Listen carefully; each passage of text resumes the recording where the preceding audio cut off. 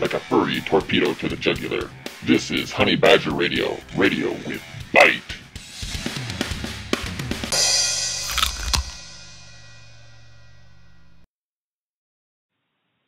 Let's imagine a couple in the taken-in-hand lifestyle, otherwise known as the surrendered wife lifestyle or the traditionalist lifestyle. The wife submits to her husband, and in turn, he sacrifices for her. That kind of thing. In this traditionalist system, the husband is defined by his wife's vulnerabilities. Her vulnerabilities are how she grants him the opportunity to sacrifice and feel like he is a good man, a righteous man, a just man. And what are vulnerabilities but abdication of agency, sometimes real, sometimes affected? So in exchange for serving her uselessness, he gets to feel good about himself.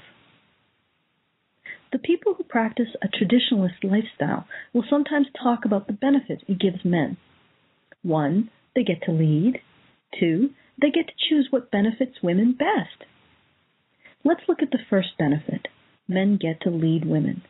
We believe that a man leading a woman is of benefit to him, and that's how we justify extorting material, measurable benefit to women in terms of protection and provision in exchange. But what does our traditional man give up to be the so-called leader? There's a peculiarity to human psychology. When we perceive a group as having more agency, more ability to act, more dominance, we have less sympathy for that group. The more power, the less sympathy. The more we can justify doing violence to that group. When we want to destroy a group of people, we usually cast them as having almost godlike powers that they're using against us. That's how we justify crushing them like bugs. Every culture has its way of casting men as dominant and superior to women in order to justify their disposability. In fact, all cultural traditions of male dominance are a way of seducing men into being exploited as expendable. The more relative dominance, the more you can expect the men in that culture to be treated as disposable utilities. The more likely a man will find his manhood in strapping explosives to his chest and blowing himself up for God, mother, and wife. Leading someone who has skills and abilities and the will to use them is a joy. Leading someone who defines a man by her uselessness is a nightmare. Now let's look at the other benefit traditionalists say men get. The other benefit is that a man can choose what benefits their wife best, even over her protests. He gets to decide what benefits his wife best. Oh yeah, he gets to decide what benefits his wife best. Whoa, you traditionalist women really spoil your men. Let's examine that so-called benefit. Let's imagine she's protesting. Why would she be protesting against her best interests? Either she doesn't understand them, in which case it's probably best that her husband be the one in control at that moment. Fair enough, that's the kind of give and take you have in a couple. Making it specific to men, however, is an added burden on them. Now, if he's benefiting her over her protest because she sees how the benefit could go to him instead, that's sort of sweet. Again, I wonder why he always has to win out and the benefit has to go to her, but regardless. There's a final scenario in which she is protesting against something that he knows will benefit her, because she's an irresponsible, entitled brat who hasn't a clue about life. And if he's in a relationship with an irresponsible, entitled brat who doesn't have a clue about life, I can predict 2 things. 1, she will never let him get his. And 2, he's going to have a heart attack before he hits 55.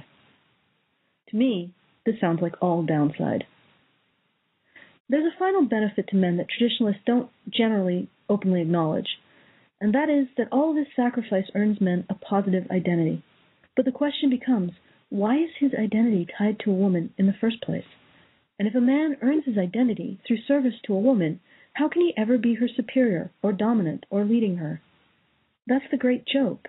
Having your very identity held for ransom is the most disempowered position you can be in. It's not just that men in this system are beneath women, it's that they don't even exist outside of women at all. They only exist in fleeting moments when women have needs. At all other times, they are nulls, non-entities, and voids. This is not the relationship between lady and vassal, or master and slave. This is the relationship between goddess and mortal. She breathes life into you by her needs, and when her needs vanish, so do you. Welcome to Honey Badger Radio. I'm your host, Allison Tiemann, and with me as always is Karen Strawn and Della Burton. Before we continue, I want to mention that the intro reflects my views, but not necessarily anyone else's on the show or at AVFM. Karen, are you there? I am. How are you? Oh, I'm doing well. And Della? Hello. Hi.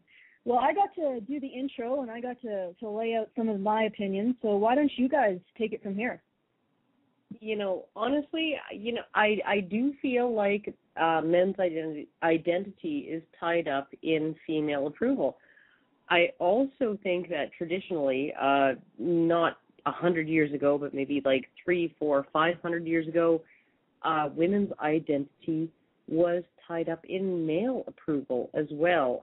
And I do think that actually stands today to a certain degree as far as what's considered attractive in women and what isn't.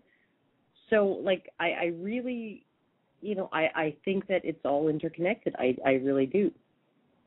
I don't know how we could extricate all of this men's identity from women's approval and women's identity from men's approval. I don't know how we could do that. So. And Della, did you have something to add to that? Yeah, I'm going to disagree with you guys a little bit on it. I think that there is a large aspect of gender identity that's defined by opposite sex approval, but I think there's also an aspect of the value of a human being that is not defined by gender, and that does differ between the genders. I think that society, outside of women, society somewhat defines men by what they contribute to society. And I think, to an extent, women get out of that by having a default contribution. And that default contribution, of course, being the reproductive aspect that we're expected.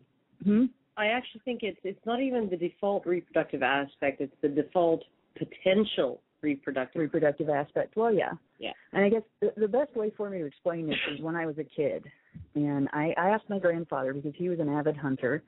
In fact, he used to feed his family that way when he was a kid, why it was that it was better to get a buck than a doe, that you wanted to go after the male animals, but you didn't want to go after the female animals. And he explained it to me as a method of conservation of the species. Yeah. That a buck can impregnate as many doe as he can get his hooves on, but a doe can only have one pregnancy at a time. Yeah. And so each one, for purposes of fertility and reproduction, has a value that is different for a buck. Now, obviously, we're not deer, and there's, 7 billion of us? Yeah. So this is an aspect that shouldn't be defining us. No. It's an outdated aspect, but I think it's one that is so ingrained into our society, and so we're so used to it and so accustomed to it that I think our whole world society, not just the first world countries, but every nation, every people, still is a little bit slave to this idea that women are more valuable because we can have babies. It's not voiced, it's not a conscious thing, it's just there. Yeah. Well, one of the interesting things that I've found is that in tournament species like deer, right, where you have where you literally have one buck that can and may impregnate several does, right? And where we came from, where chimpanzees and we were, say 6-8 million years ago, that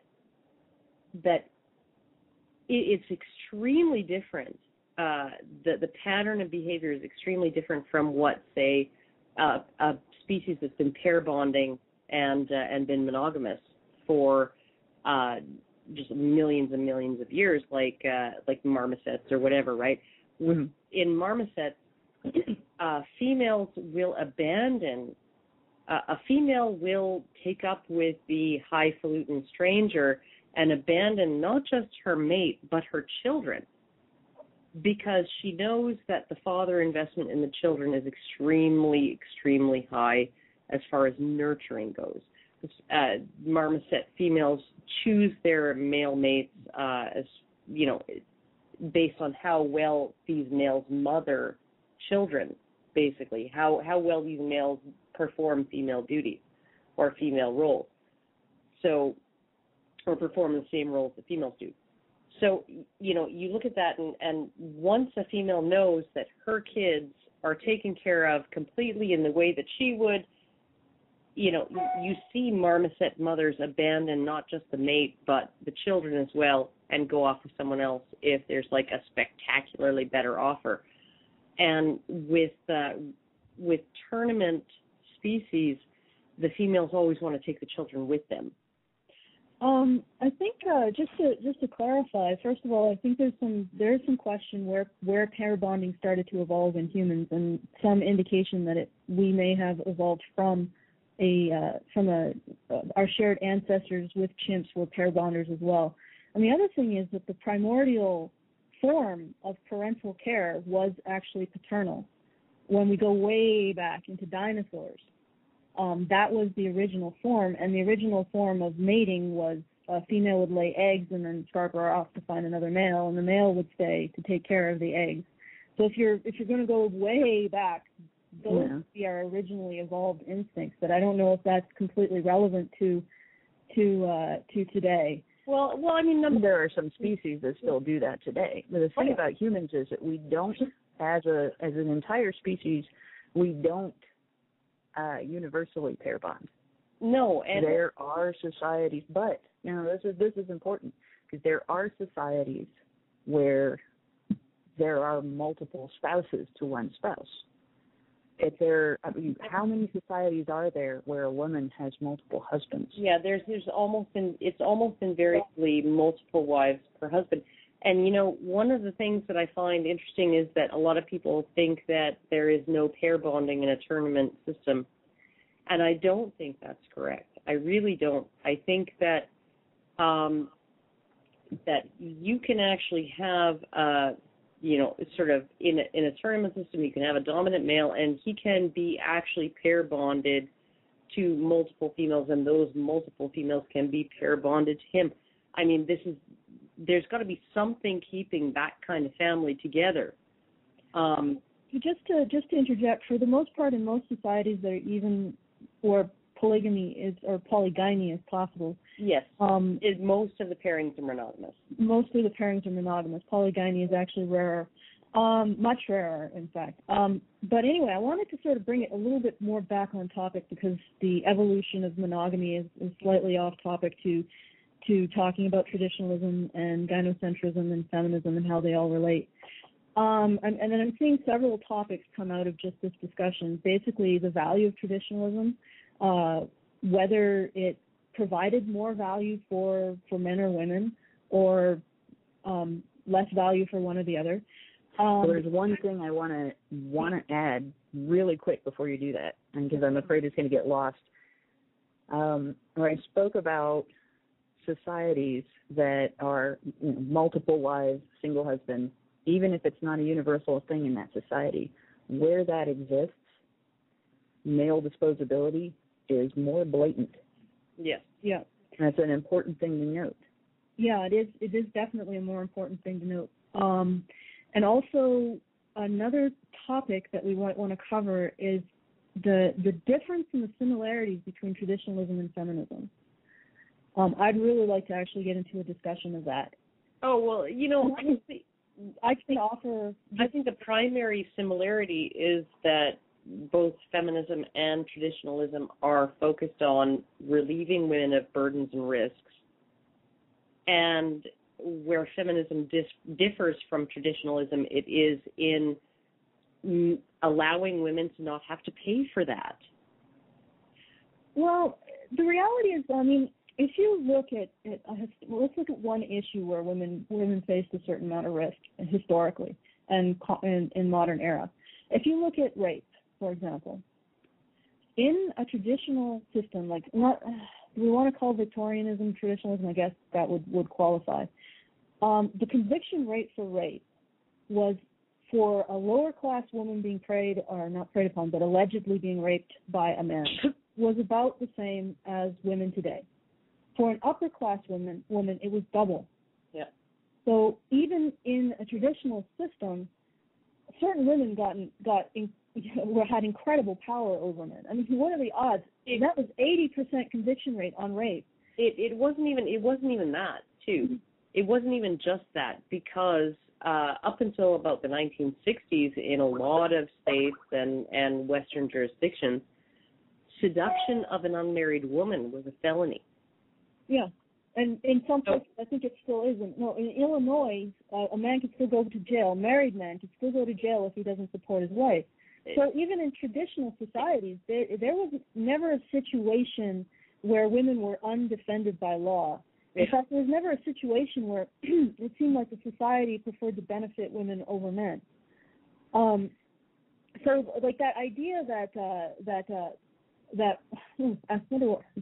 idea that somehow traditionalism differs in kind rather than in scope from feminism is sort of what I wanted to get into. Well, because it's really just a matter of environment. It's a matter of the environment and the possibilities.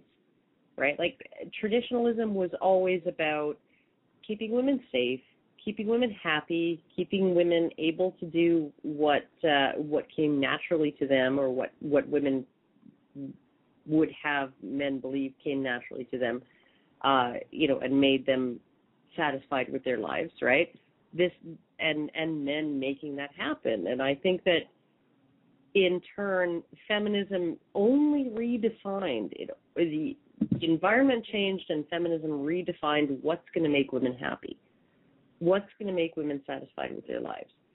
Yeah, and I think that sort of ties into where I think the toxicity of traditionalism comes in. Because basically feminism took the parts of traditionalism that were the most dysfunctional and said, let's do this and leave everything else out. Well, I think that ultimately the problem that I'm seeing is that, for me, I see more of a continuum between traditionalism and feminism rather than discrete units. What I see is that traditional feminism is the current incarnation of men sacrificing for women. They've always been defined in terms of sacrificing for women's benefit, in terms of protecting them, in terms of sacrificing to make women feel better. I mean, you can see that in the traditional laws regarding breach of promise. You can see that with the kind of stuff that in coverture, the fact that men had to take punishment in the fact that a man would go to jail in 1920 for refusing to pay his wife's income tax. Yeah, when he had no right to her income. It was always a situation in which these societies saw men in terms of how they could benefit women, and men in turn saw themselves in terms of how they could benefit women. We like to say that men would sacrifice for society as a whole, but what always symbolizes that sacrifice? I mean, what did pilots in World War II paint on their planes? It's always been a woman that symbolizes the sacrifice for men for society. And I would say that would be a fair bargain if the hierarchy stood. If the hierarchy stood where, the hierarchy is men provide for and protect women, and women provide for and protect and look after the best interests of children, right?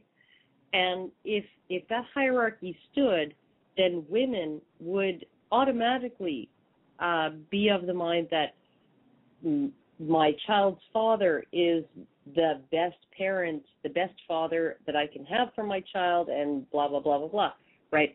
And so it would be sort of a circle. It would be a cycle, a circle of reciprocal benefit, right?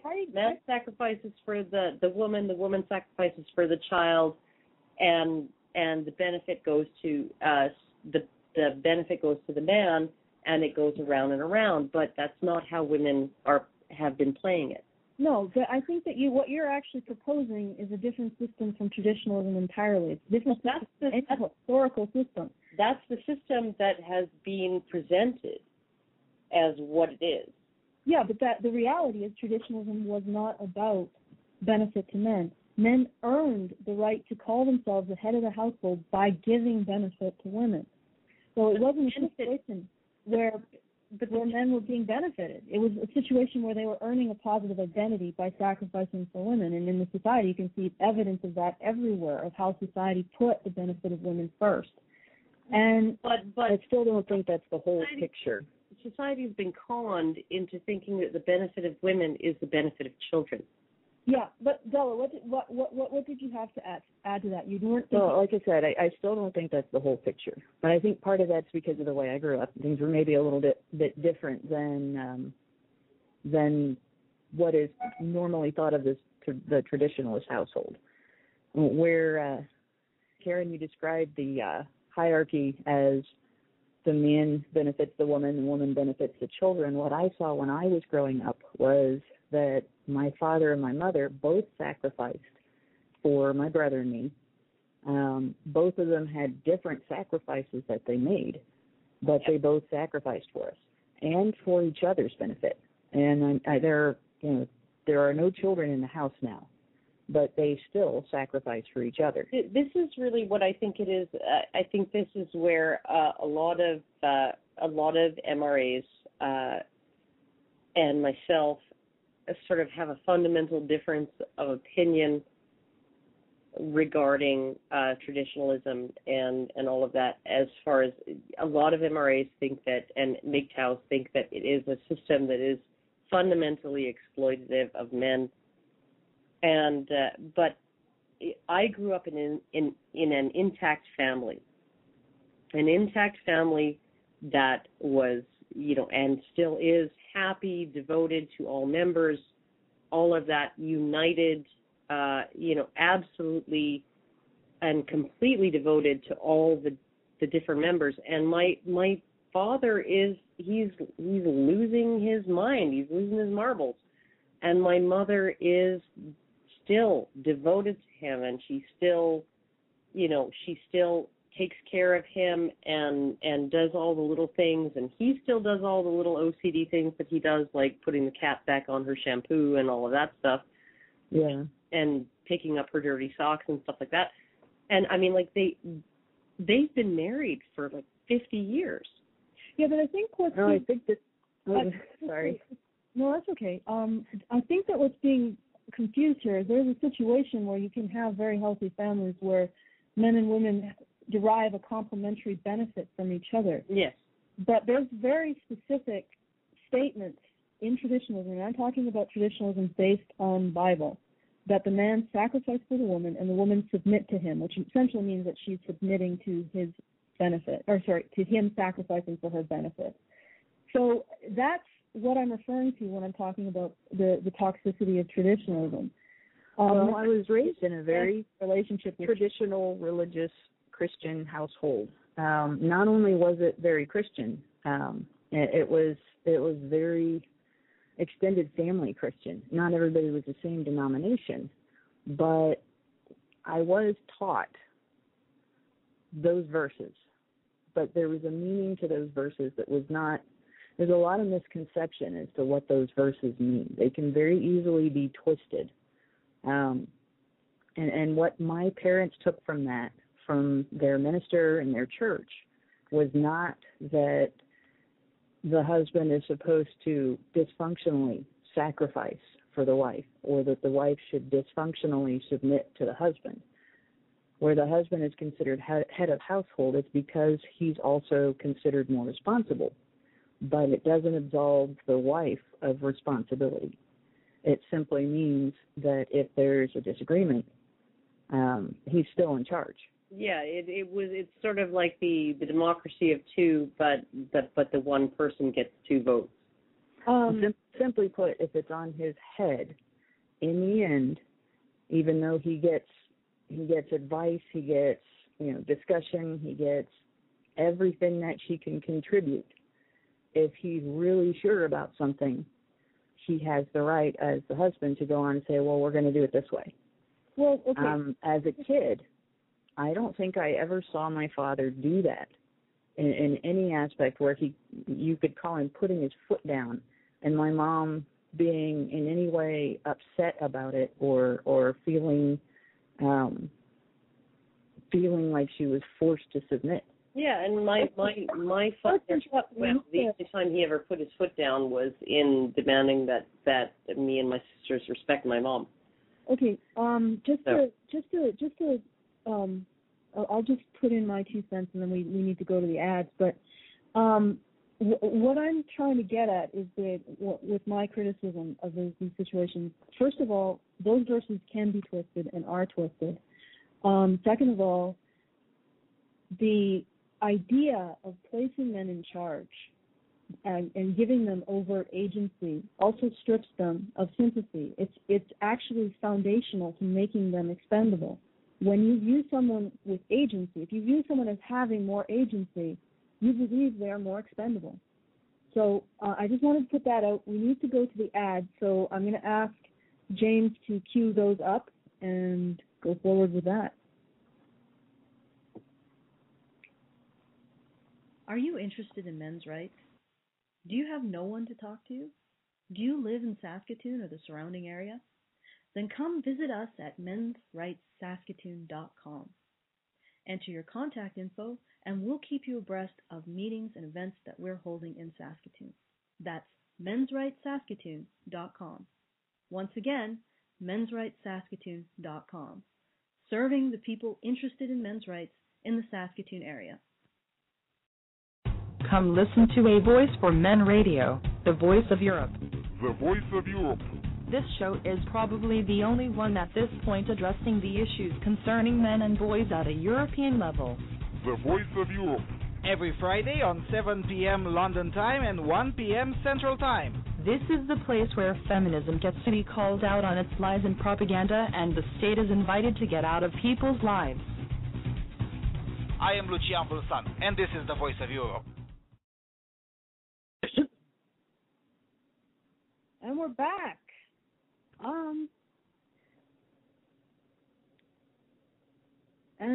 So before the break, we were discussing traditionalism and how traditionalism differs from feminism and how it's the same, and how traditionalism encourages male disposability.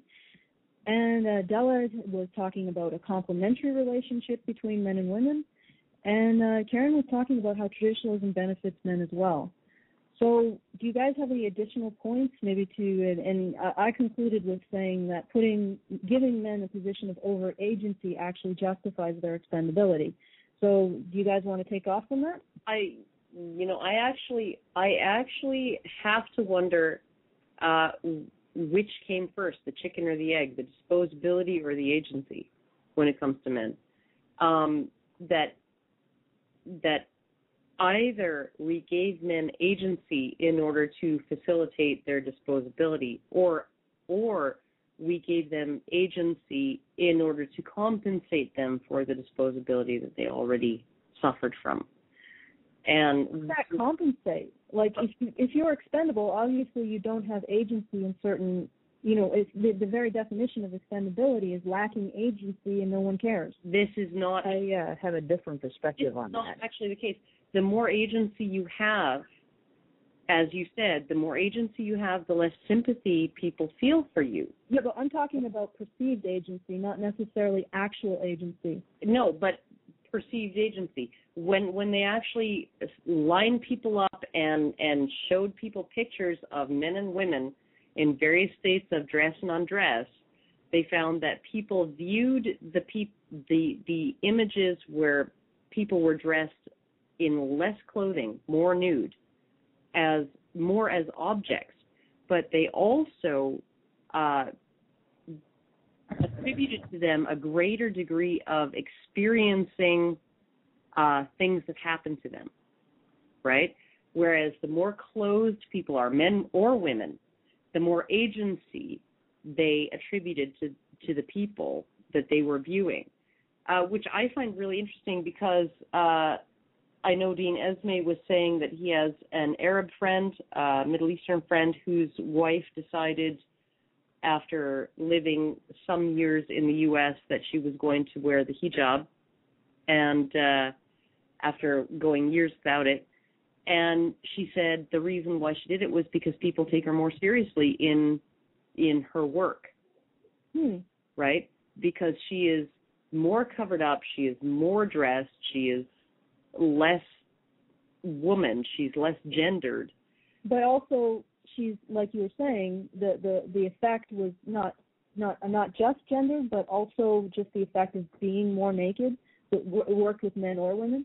It does, but in the study, women were always consistently considered more objects and more capable of experiencing than men were, and men were always, no matter their level of dress, considered more capable of acting and less capable of experiencing than women were. Okay, well, the only problem with that I have with that particular framing is that objects don't experience, quite frankly. That's not your framing. That's not your. The idea of objectification is that an object is something that things happen to. Yeah, but objects don't experience anything. But Della has something to say to this. So, well, actually, I have something to say to a few comments back, and this takes us right back to the disposability versus agency thing, where Karen, you said you kind of feel like that it's a chicken and the egg thing, whether the disposability was a result of the agency or whether the agency was compensation for the disposability. Yeah. And I have a really different perspective on that. I think they were both a result of conditions. I don't think that there's a cause and effect relationship between the two. I think the two are effects of simply the way humanity evolved and the way that the differences between how men and women had to respond to their environments in order to survive and in order to be parts of their families. Well, yeah. So I don't think necessarily that one was given or one was imposed and the other a result of it. I think it was more dual results of a circumstance that already existed. Culture always follows biology.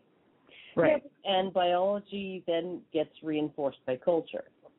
But I think that the biology is really more of a cause for this. And I think that changes in the environment that we live in have made it somewhat outdated. Not that every aspect of gender differences could be eliminated by changing our environment, but I think some of the aspects of the risks posed by our environment and how they are different between the genders has changed because our environment has changed. Oh, well, I would hope that we could compensate for that, but I mean, like a lot of the changes in how we exist, say the difference between sort of warring tribes in Afghanistan with the sort of regional warlords, right, and Barack Obama, right, the first instance is zero-sum trade, scarcity of resources, everybody's scraping by, and you are not interested in sharing and collaborating because your environment is such that it triggers your brain to do a certain thing. And you may put that same person in a position where he's Barack Obama, and all of a sudden he's living not in a zero-sum economy but in a gift economy where status is gained not by taking shit from people but by being generous and giving stuff to people, right? So, I mean... Oh, that's a pretty good description of American politics. American politics give us shit all the time. Totally. Okay, I can sense it's off topic. Well, no, we're not. Something, American politics, traditionalism. Yeah, American politics kind of run right along the lines of traditionalism. Well, I mean, if you look at what they've legislated in the last century, it's all been based on traditionalism. Some of it has been based on dismantling traditional families. Some of it has been based on preserving traditional gender roles. And it's kind of a strange thing because you have part of it taking the father out of the household, breaking down the relationship between husband and wife and father and child, and yet at the same time, we have the same government enforcing the paternal provider role. Yes. Very strongly. It doesn't enforce very many maternal roles. The closest it gets is if it becomes undeniable that a woman has abused a child, then there are consequences. But it's very rare for women to be held to those same roles. So it does enforce the traditional roles on men. But it's back to that feminist aspect where it picks and chooses which ones. Well, and where it's relieving women of burdens and risks. Yeah, but it's enforcing a role of sacrifice on men. It's going crazy with enforcing a role of sacrifice on men. Well, but and one of the primary reasons I think that it is so willing to do that is because it conflates women and children, because those two are so tightly knit, a woman and a child. You know, a woman and a baby attached to her breast, right? And so everybody just automatically assumes that the well-being of the woman is going to be reflected on the well-being of the child.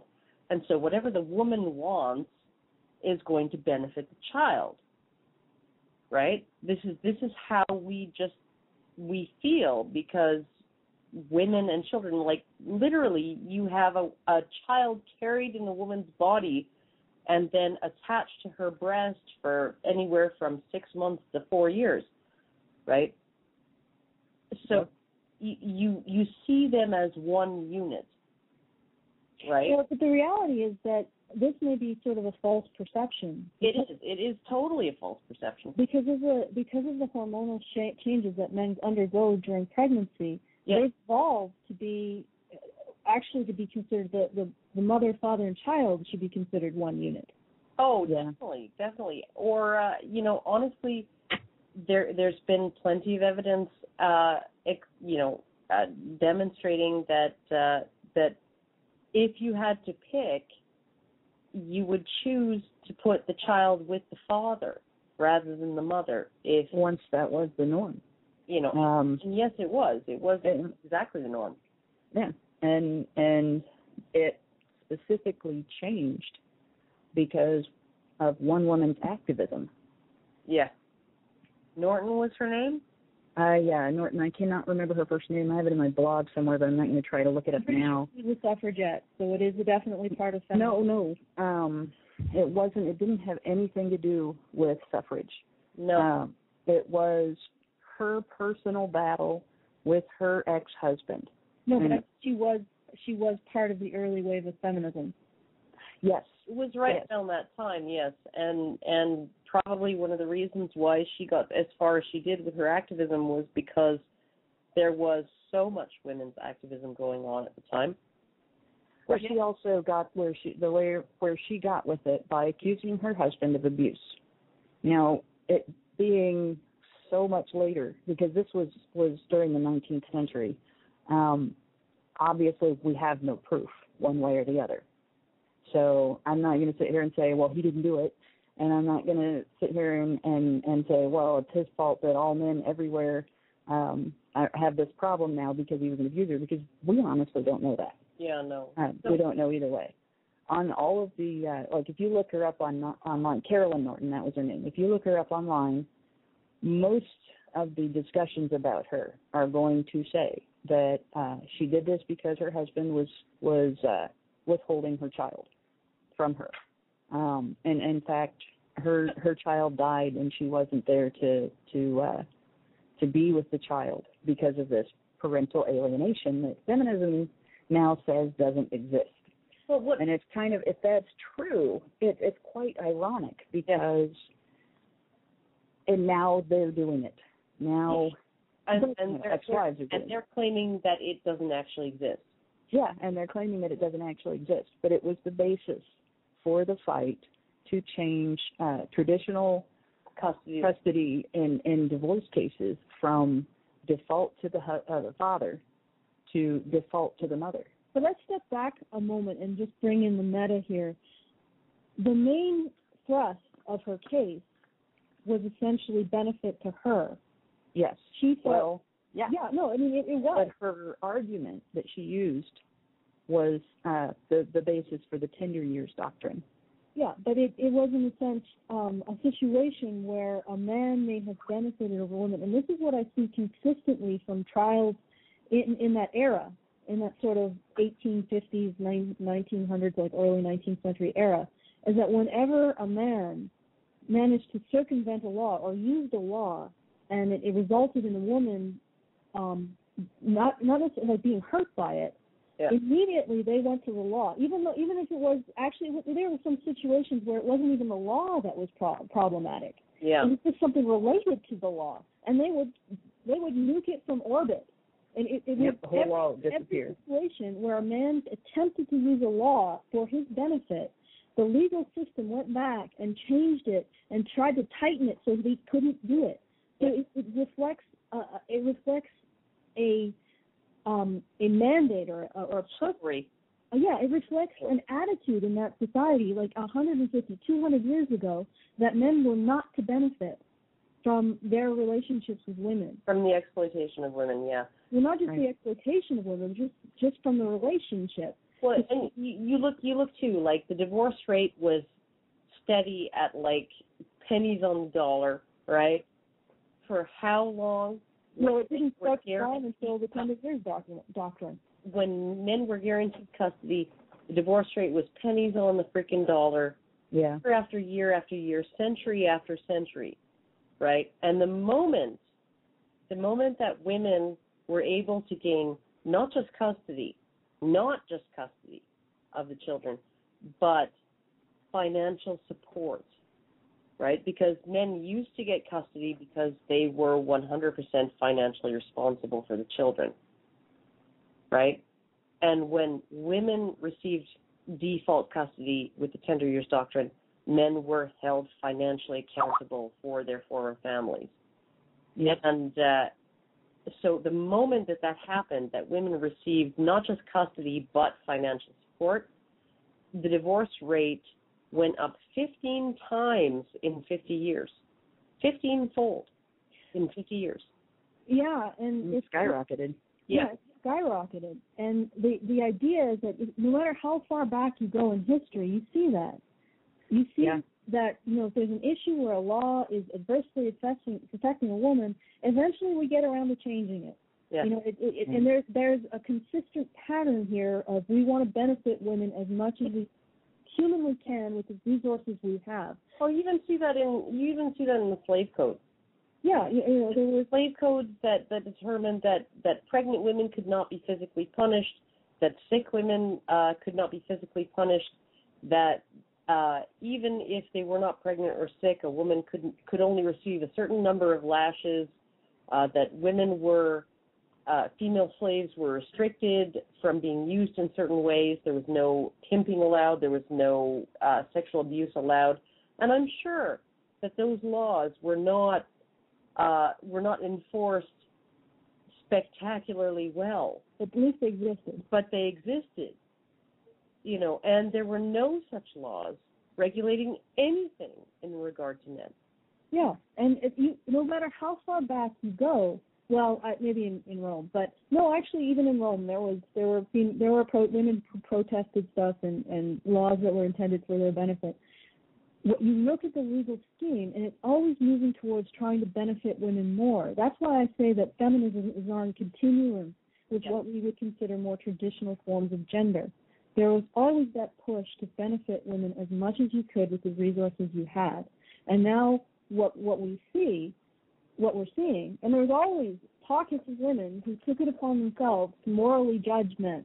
I mean, come on. In the 1700s, there were women morally judging men for drinking coffee. Yeah. It's throughout our entire history that women have felt like they had the right to judge men, that they had the right to define men, and that society should be arranged for their benefit. This is an ongoing process, and we are just in the latest iteration in which women want to have the prestige and respect that men are given without doing the work. Well, but what I think this all boils down to is the tournament system that we evolved from. And, we might argue whether that system transitioned to what we are now 2 million years ago or 6 million years ago, or whether chimpanzees and us shared a monogamous system and then chimpanzees went the way of the tournament species, whatever. But it is only tournament instincts that allow this bullshit to happen, because Obama, right? Obama is not monogamous at heart. He's not. He's basking in the glow of millions of women voters. It's just as good as getting his dick wet.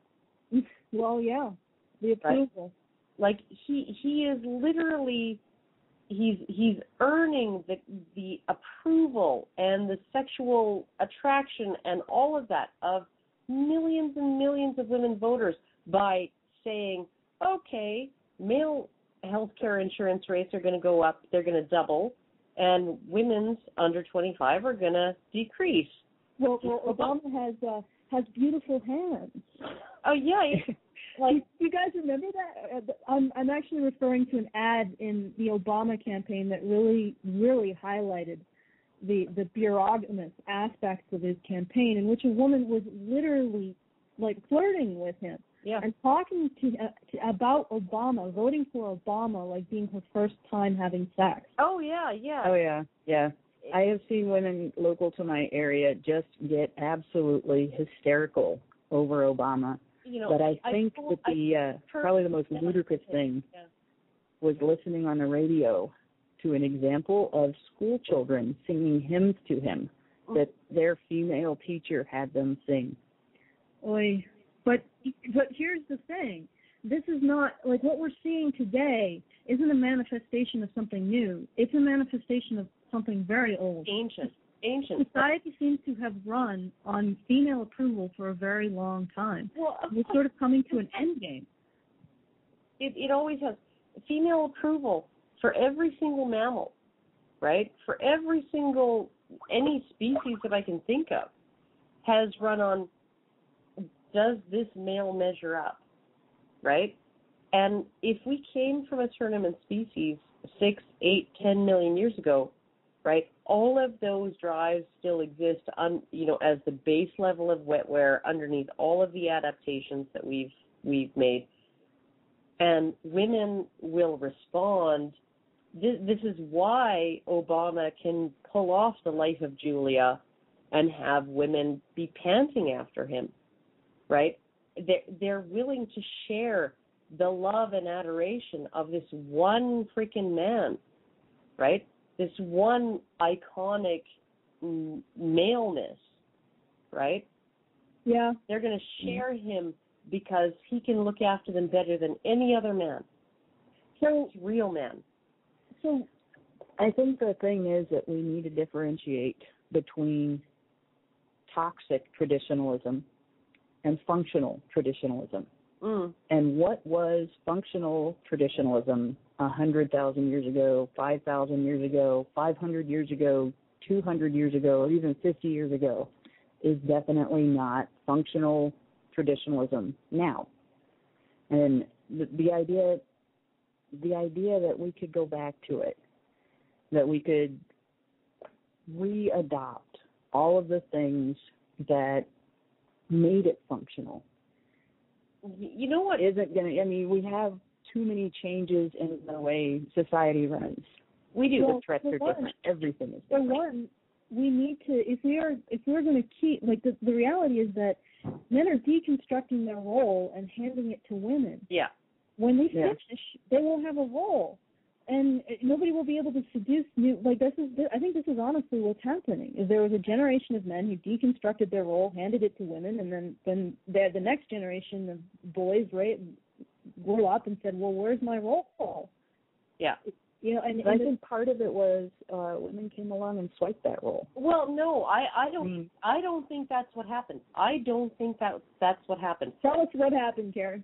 If you look at what things were like 150 or 200 years ago, right, and what things are like now, and you look at the education system back then, you paid the full cost of your education, right? Mm-hmm. You look at the income tax system. Income tax didn't exist, right? There was no welfare state. There was no subsidized daycare. There was no maternity leave, paid maternity leave, and guaranteed to have your job when you went back, right? There was no artificial support. There's no affirmative action. There was no women-only scholarships. There was no nothing. There were no artificial supports to help women compete with men. And honestly, I think all of those, though, were things that women campaigned for. Yes, and vehemently. But okay, so if we eliminated every single taxpayer-funded program that helps women specifically, right?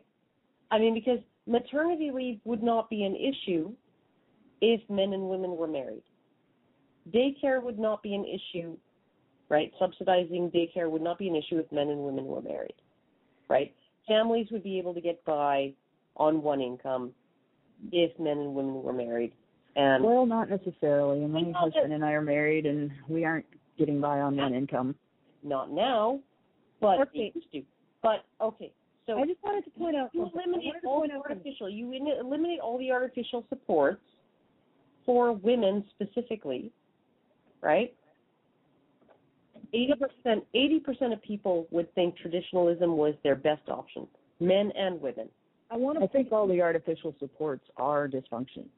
Those are not, you used the word helping. I think they're helping in the way that breaking someone's legs so that you can give them crutches to lean on is helping. Yeah. Well, I want to point something out here, and I want to get it out before you guys keep going on.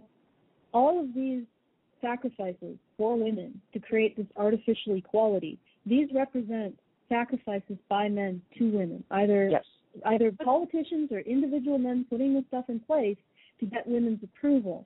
So this is a manifestation of that drive for men to define themselves by benefiting women. Yes. And it will always be that way. You'll never be able to get rid of it unless you address that and face it. Okay, yes, that's certainly true, but this is not the individual male taxpayer's choice. This is Obama's choice. This is Stephen Harper's choice. This is the man in charge. It's his choice, right? But it's his choice at the behest of the voting bloc. Okay. Yeah, and it's also the problem that he values most. Situation where you have male expendability, you will have a man in charge making these choices. Yes. So we have to say, if we're going to look at solutions, we have to face the idea that society is run on female approval for a very long time, that men seem to be focused on wanting to sacrifice for women, and that men define themselves as expendable. We need to face these problems and change them if we want to stop this dysfunctional sacrifice, this dysfunctional propping women up and giving them shit for a false equality. This is the same thing that it's always been. Men sacrifice for women's benefit, and today they can't sacrifice hard labor on creating a railroad track or skyscrapers en masse or wars. So they sacrifice their very identities. They sacrifice what gives them comfort at night, Yeah. in terms of their distancing themselves from the things that they have to deal with just to maintain, There's a real difference. I think there's a real difference between saying to a man, if you do this, we will honor you and respect you, right? And you will have a place of authority and leadership, right?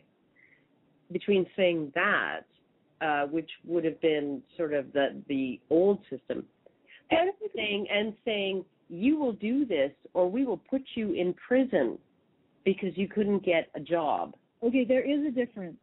However, I don't think in the old system it was quite as bucolic. because the reality is they were saying you do this or you're a non-man and you're exiled. So if men, if we have, I'm not saying that we can get it to the point where men are as valued as women, but if we can say that men have an identity that they have, that's personal to them, that's their own property, that is valued, that is considered of value, and then they want to earn on top of that honor for being leaders, for doing incredible things on skateboards and art and music, and that would be, I think, a much better deal for men. Mm. And I don't. There's an old story about the first guy who climbed Mount Everest, being asked why he did it, and saying because it was there. And I don't know whether it's a true story or an urban myth or something in between, but we've gotten to a point in our society now where instead of answering that to any why given to men, the answer is because women. It's either because women need it, because society says I have to do it for women, or because I want to impress women. And we need to get back to that point of I want to achieve because I can. I want to achieve because I want to see something that I did and look at it, and it's great to me, and maybe it's great to other people, and maybe it has a great contribution to society overall, men and women and children, but mainly because I can.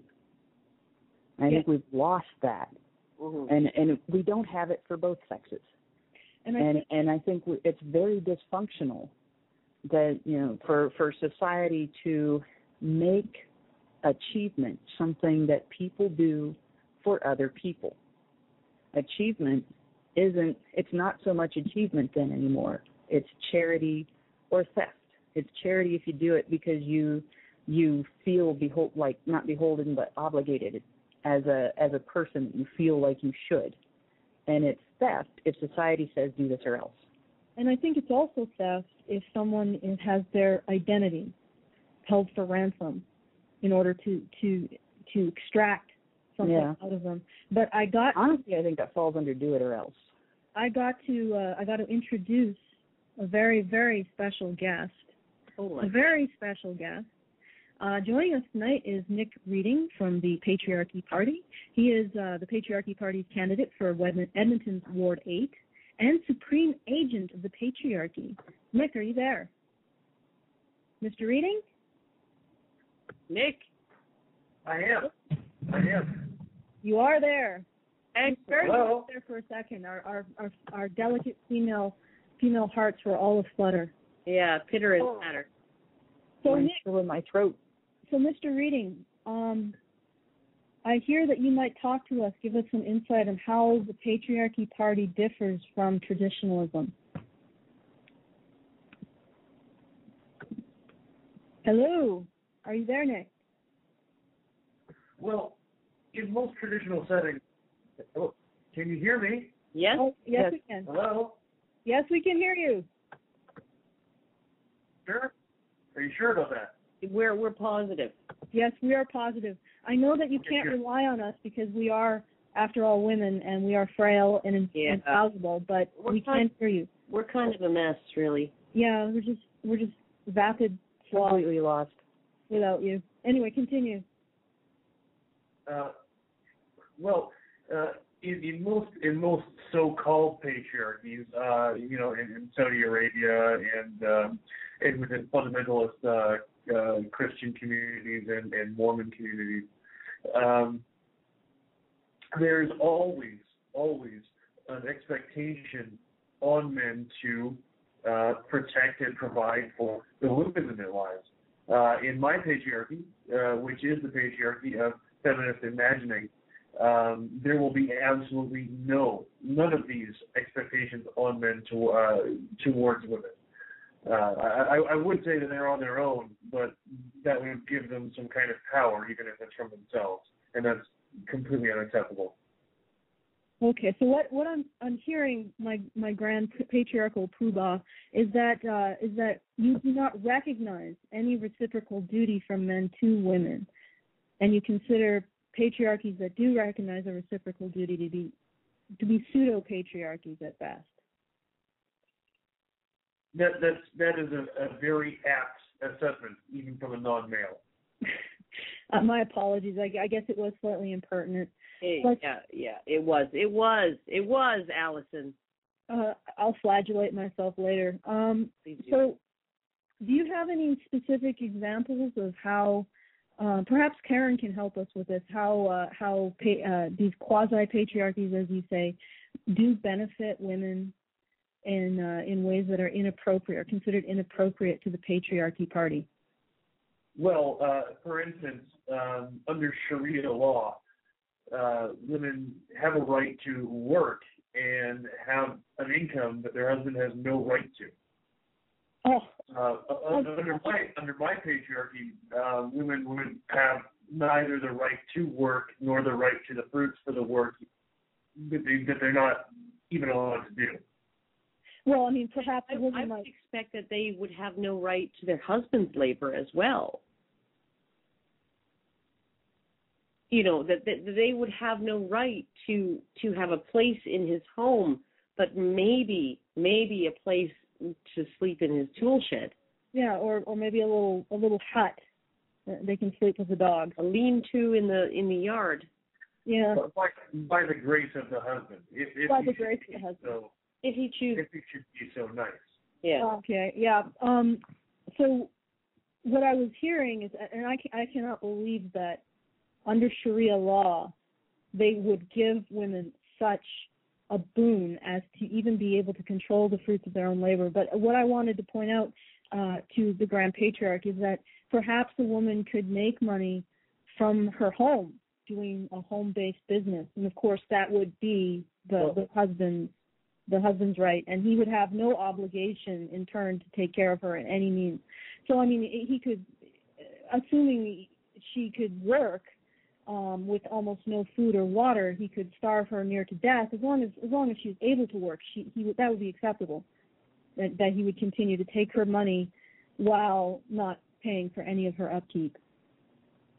First of all, my title is Supreme Grand Wizard of Patriarchy, not Grand Poobah. My apologies. Our apologies. Sorry. Well, let me rephrase the question. Perhaps it was confusing. What I was saying is that even if a man was not keeping his woman, his non-man, in a condition commiserate with existing, with life, that would be acceptable to you. So all of the laws regarding married men actually paying for the upkeep of their wives, actually paying for their wives to have a life, to have food and water and shelter, and also the laws indicating that divorced men have to continue to pay for those laws. Those would be completely abolished. Well, of course, really. I mean, not just completely abolished. The entire paradigm would be reimagined. As you said, not only does the non-man not have a right to the home or any resources that would necessitate them going out and actually gaining income. We can actually see something like this in the maintenance enforcement program right now. You can look at guys like Dave Foley from the Kids in the Hall. Right. Sorry? Yes, I understand. Dave Foley, yes, go ahead. Yeah, he's right now. Dave Foley is legally required to pay more money than he earns, and in other instances, men have had their driver's licenses suspended when it's driving that makes them their income. Right? Yet they're still required to earn income for their ex-wives. Under my system, it'll be reversed. Women will they won't have any rights to the basic necessities if their husbands deem it acceptable to give them the necessities that they would need to get to generate more income, that'll be fine. But the responsibility will be on them to generate that income whether they can or not. Okay, may I make a suggestion to the supreme patriarchal wizard? If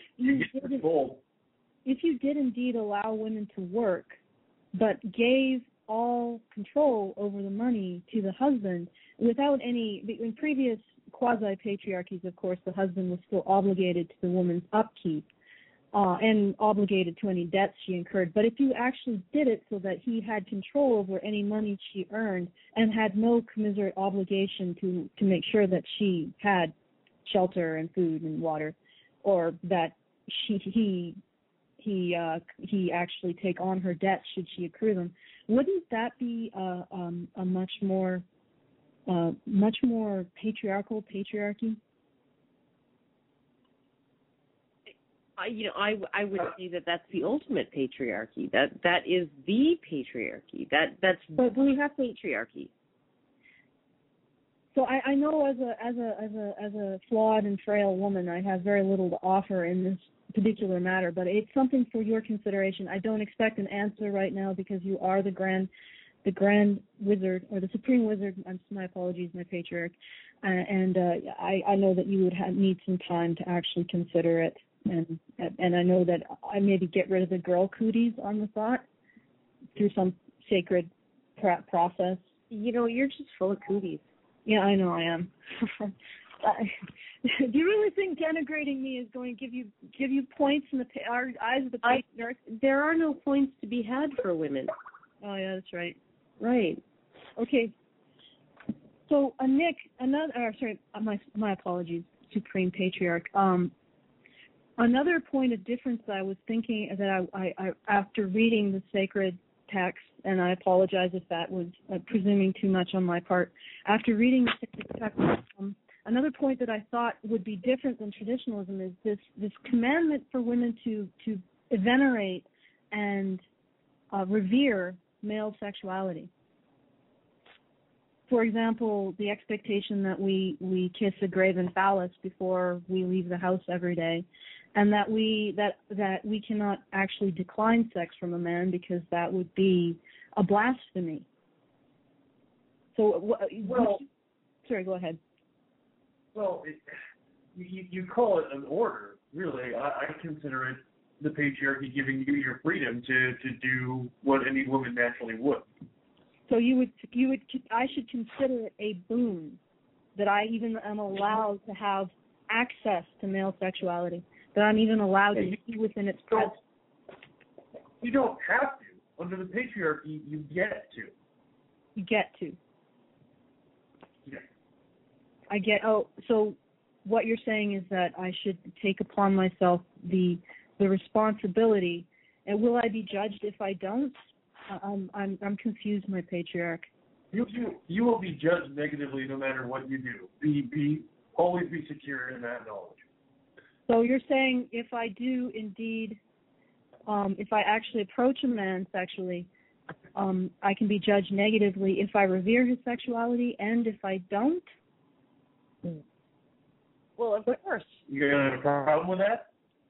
Of course not, my grand patriarch. Of course, it should always be within the man's judgment of how a woman approaches him, whether or not it is acceptable or unacceptable. There should be no coherent standard.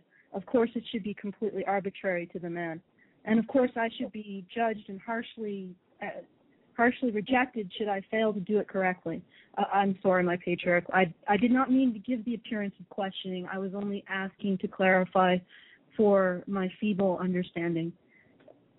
Feeble is right. Oh my God, Alex. Well, Sorry, my supreme wizard. I'll let it slide. But weren't we weren't we going to talk, like, drop the formalities of the patriarchy and talk about? I'm afraid, Grand Wizard, you're breaking up, so we're going to have to move on.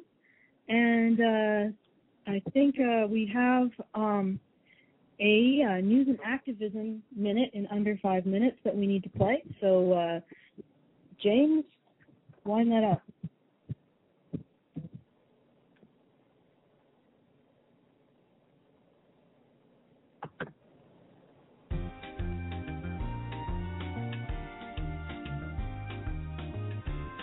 Welcome to another edition of the AVFM News and Activism Minute in under 5 minutes. We have some wonderful news to share today. You see, the Good Samaritan Hospital in Cincinnati is doing something about circumcision. They intend on studying 2 new tools used for the task of removing foreskins from infant boys. The idea, of course, is to make the procedure less painful and messy than the current methods for doing it, and it will take a randomized study of 200 infant boys to do it. The study's hypothesis is that the Gomco clamp causes less pain and bleeding than the Mogan clamp. It is known that both clamps have been implicated in complications, and that a significant number of lawsuits have threatened to bankrupt at least one manufacturer of the Mogan clamp. And how will they perform the experiment? Well, by the volume of the screams and the amount of bandaging it takes to stifle the bleeding of penises, according to Intact America, an anti-circumcision group. Of course, the folks over at Good Samaritan issued the following statement. At Good Samaritan Hospital, it is understood that patient care, education, and research respect and support the total good of the patient and uphold the sanctity of human life and the principles of Catholic teaching. The circumcision study compares 2 medically accepted circumcision processes. Only after the parent or guardian requests and consents to circumcision for their infant is informed consent sought for this study. They are free to decline their child's participation in this study. Steps to ensure pain relief are integral to the study protocol. Male infant circumcision has been practiced for centuries and is not among the procedures prohibited in the ethical and religious directives for Catholic healthcare services. The statement concluded. Well, of course it's absolutely ethical to ignore the most basic of property rights, that being ownership of your own body, according to these doctors and the parents involved in signing the consent forms to allow their children to be guinea pigs. Fortunately, there are 6,000 plus signatures on the petition to stop the study. Is circumcision a human rights violation? The Council of Europe is supposed to have voted on that Tuesday. And what was the answer? Well, overwhelmingly the answer was a yes, and fortunately male circumcision was piggybacked on the resolution with female genital mutilation, piercings, tattoos, and plastic surgery. Whew. Good thing they brought up female genital mutilation and plastic surgery at the same time. The non-binding resolution, of course it is, calls for the EU member states to clearly define the medical, sanitary, and other conditions to be ensured for practices such as the non-medically justified circumcision of young boys.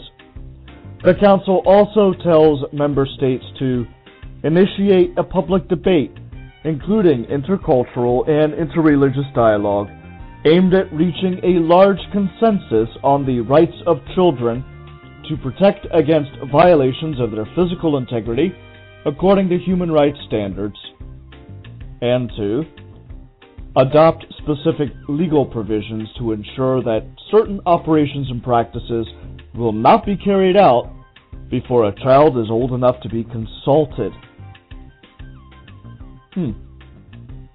This has been an ABFM News and Activism Minute in under 5 minutes. Join me next week when I run my own experiments in male genital mutilation with a sharp rock and a mallet.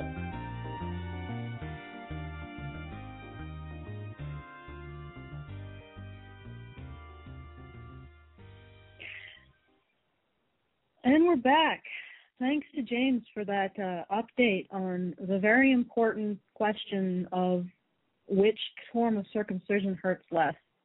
Yeah. We were going to after this. We are going to be talking a bit more about traditionalism, the circumcision. If anybody has any comments on that, and then we're going to go to recap on the Toronto event, which Karen attended. So, does anybody have any additional comments on circumcision? Della? Yeah, I have a couple. The first one is that it's really, if anything could be more telling about the disposability of male humans, I really can't think of it. The idea that feminists have fought so hard and made such hay out of the issue of female genital cutting that takes place in one small area and is outlawed over most of the world, and they still make that one of their major issues, and they have to bring it up almost any time you talk about circumcision, neonatal circumcision, and yet it's socially acceptable to talk about neonatal circumcision as if it's not a form of abuse.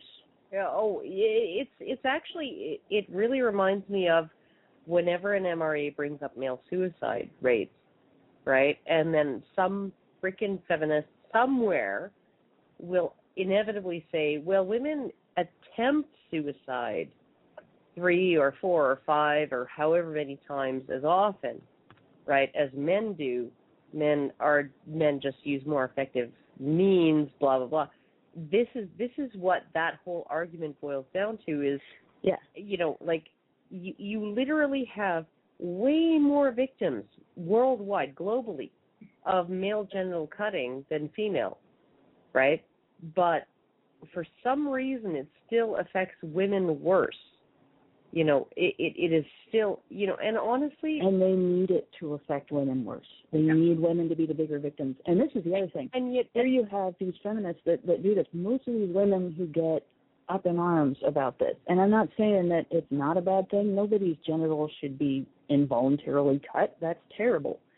But it's proxy victim status, and it's a predatory exploitation of proxy victim status. Yeah. And it is there's no better way to exemplify the petty, puerile addiction that they have to that victim status, that proxy victim status, than the way they have to shove female genital mutilation to the front, no matter where or what the discussion is. They say, oh well, way more males are circumcised than females, but female genital mutilation is much more severe, right? But then the moment there's evidence against that. The moment that you say, oh, of course there is, and the moment that you say that men commit suicide more often than women, and then they say, oh well, even though committing suicide is much more severe than attempting suicide, women do it more often. There's way more victims of attempted suicide among women than among men. It's all of a sudden it is about the number of victims rather than the severity of the victimization. When with the genital cutting, it's the exact opposite. Well, and I want to point something else out about genital mutilation is something that somebody else does to the person. It's involuntary. Suicide may be something that can be considered involuntary, but it's really not, because it's done by your own hand. And sometimes it's done by your own hand because you feel like there's no place else to go and there's nothing else you can do. Yeah. But when you have one gender that is successful at it most of the time, and one gender that is not successful at it most of the time, it's not because they're attempting suicide, it's because they're pretending to attempt suicide. Now, it's not universal. There are some women who are just not good at it. Not that would be a good thing to be good at. Not possible. There are some women who do not understand the biology of suicide, and there are some men who fail also at attempting to commit suicide. But there are a lot of women and young girls who do it so they will be found and people will feel sorry for them. And you can tell because of how they act after they survive it. If you don't feel sorry for them, they're offended. They feel entitled to it. One of the interesting things, too, is that I actually, somebody posted on Reddit, he actually went and dug as far as he could in the literature to find out where the 3 times as many women as men attempt suicide. He dug into that statistic, and he found that the closest thing that he could find, everything that he found was evidence by citation, woozles. Mm-hmm. And the closest thing that he could find to an actually evidence-based, research-based statistic was that there are 5 female attempts for every 4 male attempts. Well, that's not that big of a difference. It's really not. Men may be more effective, but... I think the point is that, in relation to circumcision, is that when something supposedly affects the men more, feminists focus on the fact that it's more individually harmful. When something affects women more, supposedly, I don't know if it's completely true that genital mutilation somehow is different depending on the genitals being mutilated, but let's go with that. Mm-hmm. Affects women more. Somehow we need to focus, but it affects more men. We focus on women. So everywhere it is, it's just focus on women.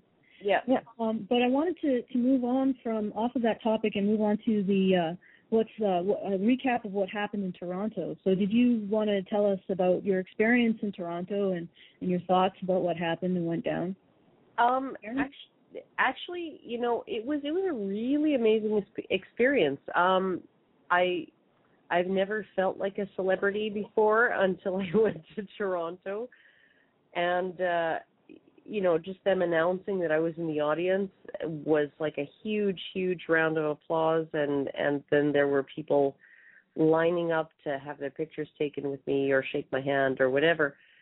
One thing that I will bring up is that there have been some criticisms of us that, as far as we're inciting violence, we're making men angry, blah, blah, blah.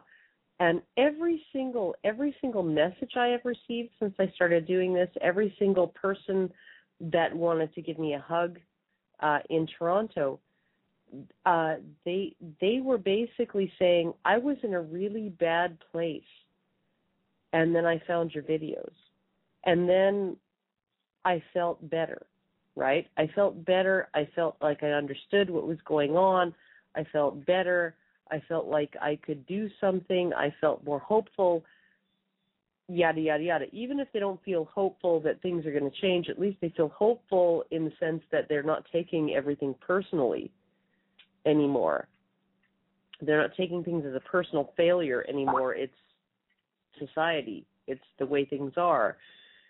And so this is one of the things that I really feel humbled by, is that there are so many people out there that once they realize that it's not personal, right? It's not their personal failing.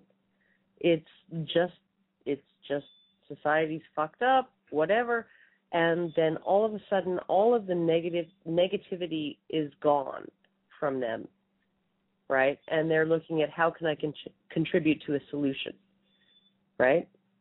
That was the most incredible thing about my experience there. So that does sound like it was really impactful. It was awesome. It was incredible. Yeah. And I know that you've been invited to speak by Cafe, eh? Yeah, that's gonna be. I'm gonna have to try and fill an hour, and I know I can. I'm sure you won't be able to fill an hour, Karen. I know it's gonna be so hard. I know I can do it, but I haven't quite decided on the topic yet. So I have no faith in your ability to fill an hour. Oh, you know you do. Okay, well, I'm going to put a call out to callers. The number is 1-310-388-9709. That's 1-310-388-9709. If you're interested in calling in and talking about traditionalism, how traditionalism and feminism are alike or differ, the circumcision issue, or even the patriarchy party that's coming to the ground in Edmonton, please call in. And right now, I just wanted to see if Duckman, are you there? Oh, it looks like Duckman still isn't here. So we'll go to our first caller, Night Runner. Night Runner, are you there? Yes, I'm here. How are you guys doing tonight? Oh, we're doing really well. Really good. I have no confidence. I'm with you, Typhon. I have no confidence whatsoever in Karen being able to talk for an hour straight. I just don't believe it's going to be able to happen. Yeah, it's ye of little faith. No, Karen, I just don't think you can fill an hour to just. I've done it before. I'll do it again. Yeah. Night Rider, what did you want to bring to the table tonight? Well, I think we need to have a serious conversation about where we want our society to head in the future as far as the relationship between men and women. Do we want a sort of complementary relationships, or do we want a truly egalitarian relationships? And if we choose the complementarian relationships, there's going to be a certain amount of traditionalism in there simply because of human biology.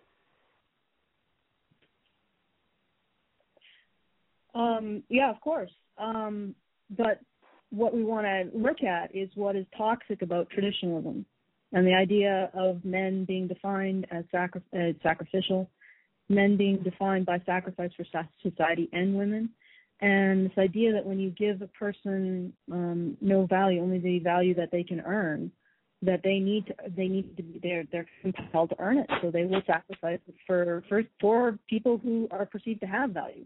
They'll sacrifice it by benefiting them. Did you want to respond to that, Night Runner? Well, hello. It seems. Can you hear me? Yes, I can. Oh, okay. It seems that male disposability, it's almost like it's been dialed up over the last 100 years than what it used to be, if that makes any sense, because we're now expected to be submissive to women on any subject about anything. Not just die on the battlefield like what we've always done, but we're supposed to sit there with our mouths shut and not say anything. Before it wasn't like that, and now it's almost like it's worse now than what it was. Oh, it is because male disposability relative to how everybody is treated. I think I said this before in a video that, 100 years ago we were putting 3-year-old kids in fields to pick cotton, and for 12, 14 hours a day, right? And not just black kids, white kids too, right?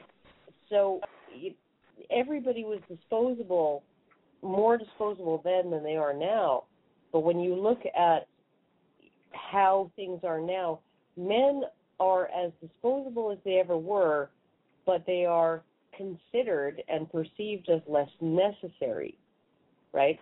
So whereas before they were like, well, we'll get rid of them if we have to, but if we don't have to, they're useful to keep around, right? Now it's all we're concentrating on is how men are harmful, how men are predacious, how men are damaging to society, blah, blah, blah. So it's almost like getting rid of them altogether would be a great idea. They've been dehumanized. Let's just get rid of them because they're not of any use, and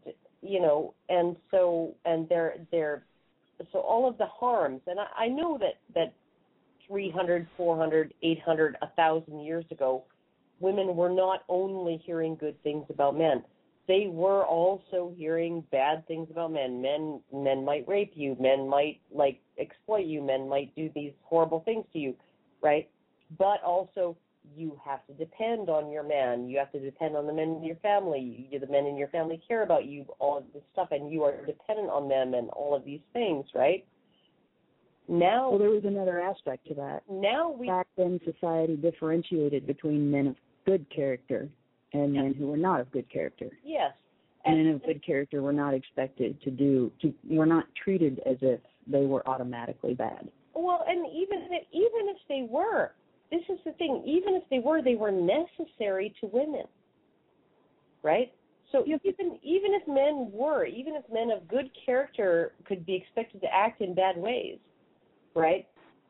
They were still necessary to women, and you still had to keep them around, and you still relied on them, and you still had to reward them for their contributions. Right? Now, no. I think in the past it was that if you behaved in bad ways, you became considered a person of bad character, and that hit both genders.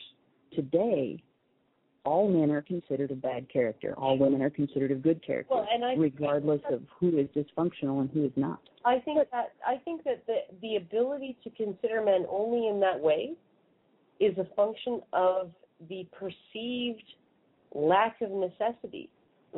That we perceive men as not necessary because men are not individually necessary to women.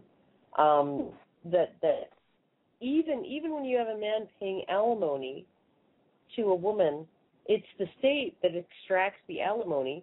So she's not dependent on that man. She's dependent on the state to extract the wealth from that man. Okay, I'm going to interject here. I think Night Runner had something he wanted to add to this or to say.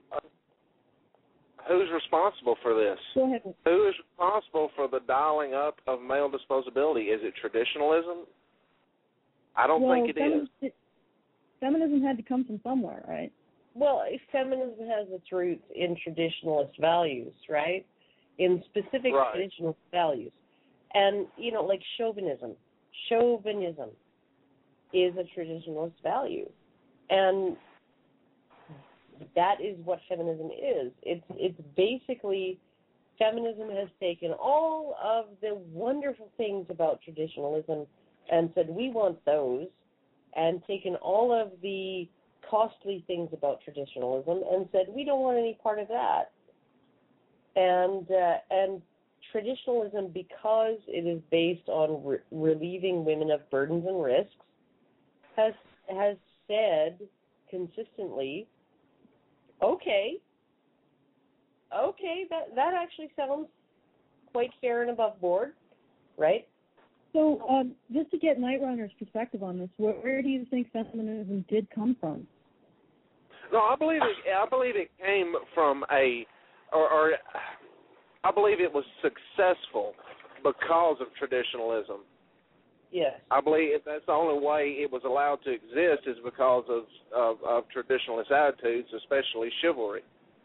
But I'm not exactly sure that it is an offshoot of traditionalism. I don't think that it came solely from traditionalism. I think that it was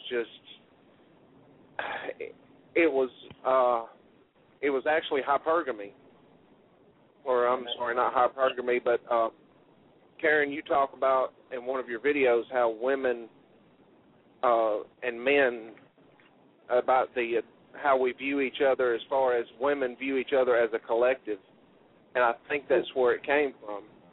It came from that women were allowed to express that and turn that into a political movement, and that's what it came from is, okay, one man does something to one woman, all men are guilty for that, and all women are victims of that.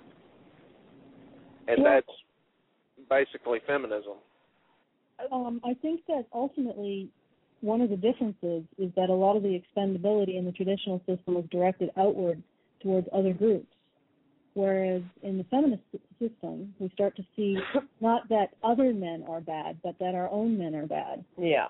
Yeah. So, but anyway, I'm really sorry to do this to you, Night Runner, but we do have a lot of callers on the line. So I'm going to have That's to... okay. Thanks, guys, for having me on. Have a good night. Thanks for calling. Yeah. First I want to go to Duckman. Duckman, are you there? I am. Okay, and you wanted to tell some... Uh-oh. Duckman? Hello? You there? Hello. We can hear you. Hello? Go ahead and tell us about Toronto. Yeah, no, I mean, first of all, it was great. It was great being in Toronto. It was great meeting a bunch of people. It was great having a bunch of people being like, hey, you're the guy who loves sluts. Let me buy you a beer. I'm like, fuck yeah, let me buy you a beer. But,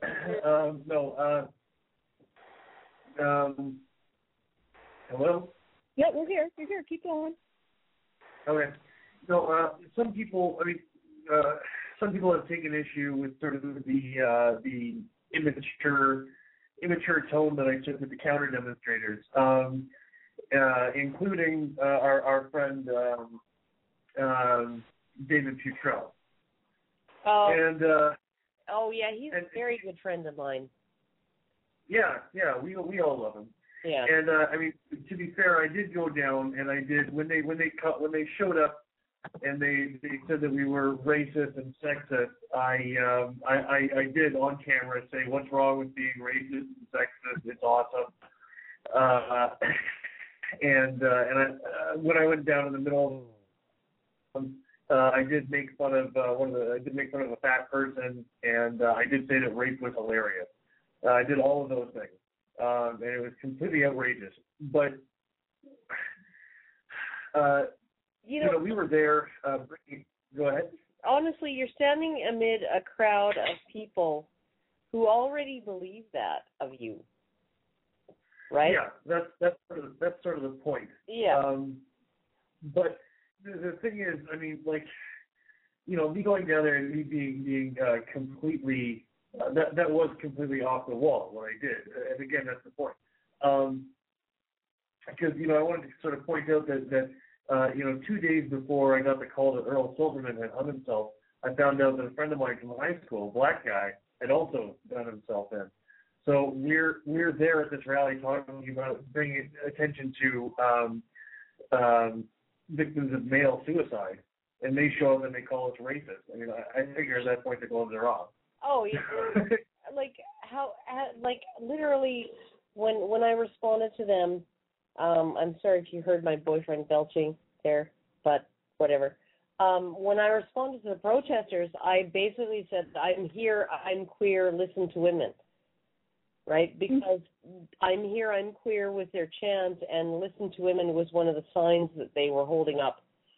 And, you know, like they literally have, you know, they're saying we're anti-gay, we're anti-trans, and one of the speakers at the rally, Adam McPhee, who I had a really wonderful opportunity to talk with for about, hours and hours and hours, right? You know, during my sort of Sunday tea with Cafe, that he works with the LGBT community. He works in he's a social worker, securing housing and food and shelter and all of that stuff for people with HIV in the LGBT community, right? And he's like, and he went up with on the mic and he said, you know, I have a statement that I'm going to read from a trans friend of mine, right, to refute what you're saying. Like, there's really nothing, like, honestly, we're not anti-anything other than anti-feminism, if that. And sorry to interrupt this, it's a great point that they're actually casting aspersions and saying that we're something we're not. Yeah. We do have to move on to the callers, and the caller that is up right now is Demon Spawn. Demon Spawn, welcome to the show. What do you have to tell us tonight? Oh, there. I wanted to touch on 4 quick points. One goes way back to the beginning of the show, which happens to be that there's 7 billion people on the earth, so the idea that women are the ones who get pregnant and give birth to babies shouldn't matter anymore, and that's unfortunately quite false, because it's still numbers that make might and make right, and we can even go back to Yasser Arafat, who used the wombs of the Palestinian women to make Palestine a state. And also, we can look at Germany today where, again, women's wombs are going to make Sharia law the default law in there because they're simply going to outnumber the rest of the demographics. Multiculturalism makes women's wombs even more valuable because now you're competing within the society rather than without. The idea that men sacrifice for women is also incorrect under traditionalism. Men sacrifice for the betterment of society. And it's an idea that when society has a goal, when you have a monoculture, society has a particular goal. America is America rather than a collection of people who live in a unified area. Or not even unified area, just the same area. And so when men serve this goal of the society, they gain their value by advancing that society. But once we go to multiculturalism, then we don't have a unified goal for the country, so there's only one thing left to provide value to show that, to gain their own value from, and that's women. And that's what I think advances the idea of male disposability, because now they can't serve society, they only are allowed to serve women. And one point that went back probably about a half an hour ago was talking about single-income households, and if we got rid of all the support for women in our government, that, then we'd be able to have a single-family household again. That's actually more true than a lot of people realize. Before we had women's suffrage and starting all of this great social state, we got by on our government with 2 to 3% of gross national product, and right now we're up to 36 to 40. So if we got rid of all this bureaucracy, we would have 30% more earning power by that one earner. So it would be a lot more reasonable to have a single-family household and income. And then, again, going back to Men's Desire to Achieve is also, again, related back to serving society. And once society no longer has a unified goal, then what's the point? It really becomes a lesser idea, and that kind of gets rid of the imperatives of men to want to achieve. So that's the 4 points I wanted to bring up real quick. You've given me... Okay, well, thanks. We're going to have to move on.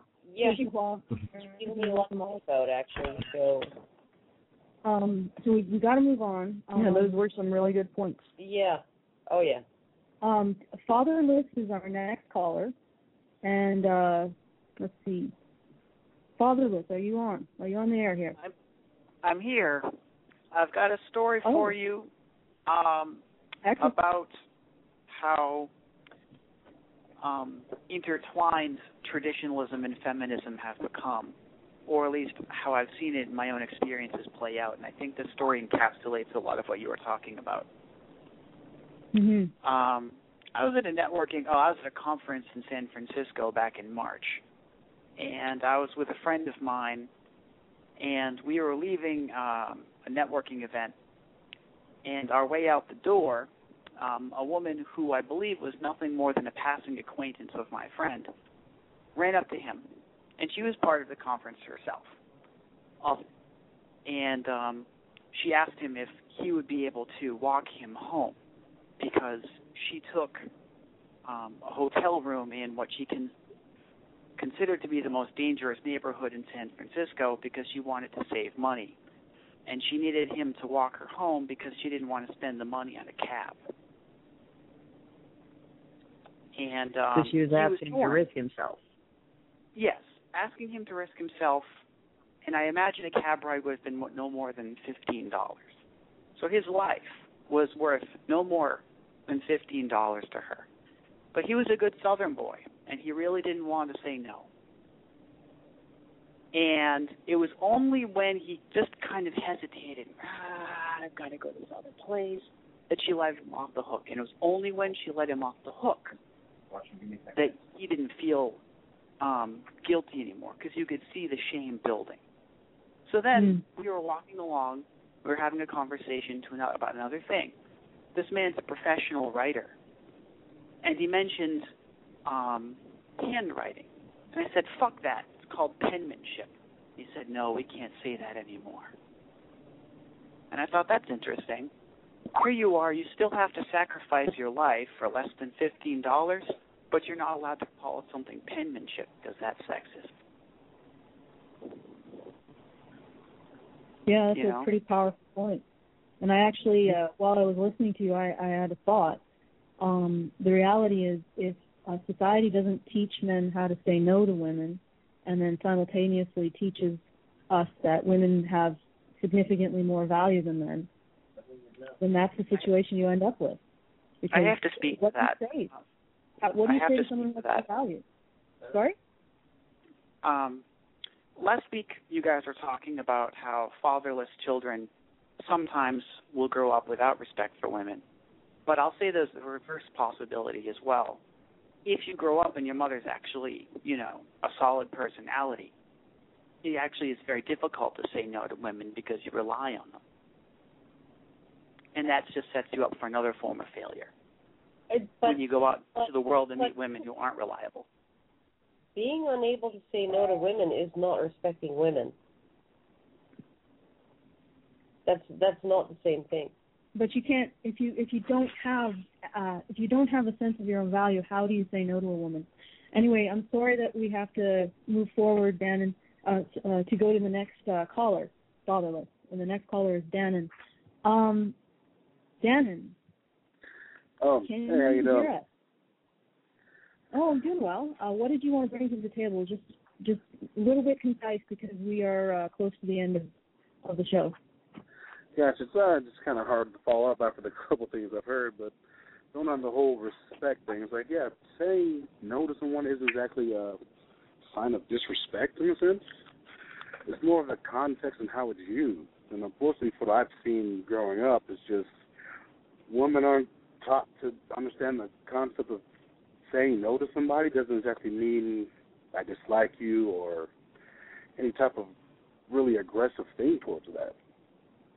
And when that happens, and it happens the other way around, like he was talking about, like, oh, I don't want to kind of give you a ride, you can probably catch the And cab. you're really breaking up. Oh, sorry about that. I'm sorry, you're breaking up too much. I'm going to have to move on. I really apologize. Please call in again at another time. All right, okay, no problem. So our next caller is Ezra. Ezra, are you there? Hi. Yeah, I'm here. Hi. Hi. Okay. Can you hear me? Sorry? Can you hear me? Yes, we can hear you. So yes. Okay. Just okay. tell us what you want to say. I was actually going to talk about, what can we do to prevent this from happening everywhere else in the world. I think, it's a lost cause here. I mean, it's like a Jew trying to fight the Nazis. It's not going to happen. In my opinion, I think it's futile. And before that, I actually had a story, like the last guy that just called, a similar story. Someone that I'm kind of friends with for a couple years. I live in Newport Beach, and she lives in Fullerton, and that's about 40 minutes away. And she asked me to give her a ride in Fullerton. So she wanted me to drive 40 minutes just to do that. And I said no, and she got angry at me because she said guys are just supposed to do that. So I just figured that was a little story about, how stuff like that happens. Thank you. And every little story, it adds up to a bigger picture. So I don't know if I share your pessimism, but I can totally understand it. Anyway, thanks again for calling in. We're going to move on to the next caller, and that would be Fritz. Great. Fritz, are you? Karen, I'm one of those guys that was I was divorced 2 years ago, and I was one of those guys who was just pessimistic and dying, and I found this beautiful faith and someone who helped pull me through and keep me from misogyny, which was a stupid thing ever, but you really were one of those things that helped save me. I'm 44 and I'm kind of irrelevant in the dating world and actually in interacting with other people, except maybe young people. I had one question for you guys, which I'm big fans. The question is why all the callers are male? You know, you're doing so much good that you may not even be aware of, and touching people and really helping heal some wounds. But why did you do this, and why did you decide to get into this? And I think that's a question that many people want to know. Okay, well, thanks for that question. Thank you. And judging, we might each have some time to answer that. So why don't we go with? How do you get into this? You're breaking up, Allison. Yeah, I'm getting robo Allison. Yeah. Anyhow. I'm going to go ahead and answer the question. And I just remember when I was reading Great Expectations, Charles Dickens, when I was in, I think it was grade 12 or my first semester of university, I forget which.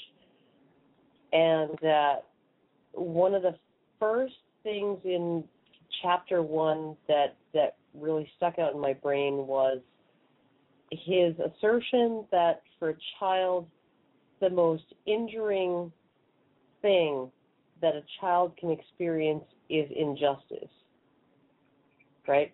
Like a child is starting sort of with a blank slate, a level playing field, you know, sort of an idea that the world is fair, that the world is good, and what is the most harmful and the most hurtful to a child is an experience of injustice.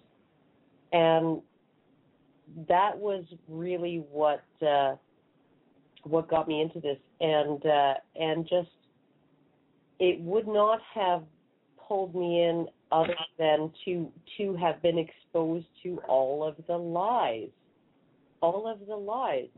you know, the lies about domestic violence, the lies about sexual assault, the lies about, you know, divorce law, the lies even about, you know, that ridiculous statistic that's still bandied about that was acknowledged as a miscalculation years ago, that after divorce men are 70% better off and women are 40% worse off, when in reality, when the calculation is properly done, they're about the same, right? Yeah, the lies are egregious. Worse off, right? That you literally you see all of these lies exposed, and then you realize the injustices that are being done because of these lies. And just to interject, but what's your story, Della? How did you get into this? Well, I actually have a long series of things, but part of the short version would be watching the difference between the actual men in my life and the way society began to and increasingly described men. Yeah. In literature, in media, in my school, there's huge contrast between the men I know and the boys I knew, and what everybody was telling me. This is what men and boys are like. And on top of that, I was watching the civilization I live in chew them up and spit them out like a wood chipper. Yeah. And it wasn't just little things. I have some friends who are victims of long-term vexatious litigation using false allegations that have suffered severe emotional and financial damage that has come close to tearing their families apart. I'm sorry, I know my voice is shaking. I'm so angry about this. I have trouble talking about it out loud. I write about it a lot. But what I have seen the court system do to these men is as outrageous as it can get. It's just absolutely incredible. I've watched these women walk in there and blatantly lie and get caught blatantly lying in court, perjuring themselves, and acting out violently, not just acting out in court, but throwing themselves around like angry teenage children. And the court puts up with it, and the judge puts up with it, and the domestic violence advocate treats them like they're victims. This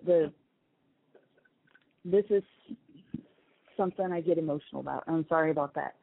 Yeah, but it's just, and I've seen stuff happen to my husband. You know, so I just watch too much. We can't continue for too much longer because we are getting to the end of the show. We do have one more caller. I will try to be really succinct for why I'm in this. I can talk about the injustices I've seen and the problems I've seen, and yes, that hurts to watch men have to go through this and not be respected. Oh wait, I got a message from James. We don't have any more callers, but so, sorry for cutting you off there, Della. Oh, that's okay. But what I wanted to present is maybe more of a message of hope. I think that if we get through this, and I think if we can manage to free men from this particular way of seeing themselves, I truly believe that they will, in being freed from this yoke, they will bring about a much, much better society. A much fuller, richer society. I believe it will be men who do it through their natural inspiration and their natural gifts. If they're freed from this yoke of a consensus-based or a based on women identity, I think it would be a much more beautiful society to live in. And I'm probably a Pollyanna, but that's what I believe. I think if something like that were to happen, it would be based on men's feelings of obligation or responsibility towards society. I think it would be solely based on men's natural masculinity and natural masculine inspiration, not a sense of obligation, but just a pure expression of masculinity. You know what? I think honestly, I think that obligation, responsibility, taking on the cares of others, I think that is a function of masculinity that has been largely ignored. It's been largely just sidelined, and I think it's a valuable function of what we. I never said that it wasn't. That's not a masculine, but we have always considered that a masculine virtue until feminism came along. That men will put others before themselves. Men will, you look at these everyday heroes videos. If you even just stick everyday heroes into the search engine on YouTube, you'll get video after video of men risking their lives to save other people. Just everyday, ordinary guys, just average guys who were at the subway when the person fell on the tracks, who were at the edge of the road when the person needed to be pulled out of the path of the speeding car. You literally have men who are willing to do this, and it's instinctual, and it is a function of their masculine identity, and it's something that we've forgotten about. We are not allowed to praise it as masculine. We have to say that brave men and women. Della, did you have something to say? Well, I think you guys are saying almost the same thing in different ways. Karen has a point that it is part of masculinity, and you have a point that it's going to be their natural masculinity that makes the difference. But I think we also only have 1 minute. Yeah. So we probably better get to close. Yeah, I think it's time to say our last goodbyes. Thank you for all the callers. Thanks for our let's see if I can do this right. Our supreme wizard, our supreme patriarchal wizard, Nick Reading, and thanks to James for helping us out with the back room, and thanks for my wonderful co-hosts. And good night. hope to see you next week. Good night. This is Honey Badger Radio, reminding you to take the red pill.